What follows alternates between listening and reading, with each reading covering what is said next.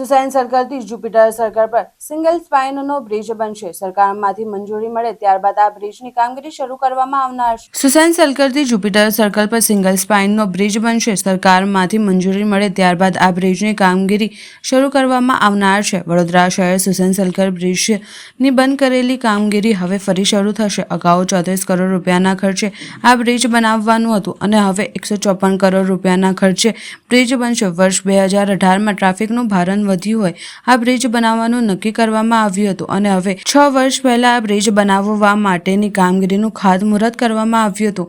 સરકારી ગ્રાન્ટની મંજૂરી માટેની બ્રિજની ડિઝાઇન પણ સરકારમાં મોકલી આપવામાં આવી છે અને જુપિટર સર્કલ પર સિંગલ સ્પાઇનનો આ બ્રિજ બનશે.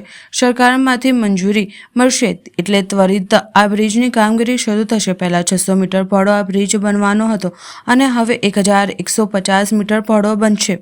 ચોક્કસ તમે કહ્યું એવું પ્રમાણે કે સુસાઇન તરસાલી રોડ પર ટ્રાફિકનું ખૂબ જ ભરણ થઈ ગયું છે.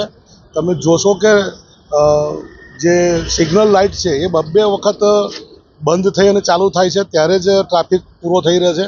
કારણ કે બ્રિજ 2014થી બનાવવાનો હતો અને અત્યાર સુધી હજુ બન્યો નથી. વચ્ચે એક વખત કામ શરૂ થયું હતું પછી બંધ રહ્યું છે.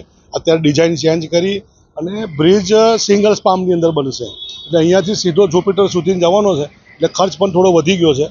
વડોદરા મ્યુનિસિપલ કોર્પોરેશન એની ડિઝાઇન તૈયાર કરી 154 કરોડના ખર્ચે ગુજરાત ફાઇનાન્સ બોર્ડની અંદર મૂક્યું છે.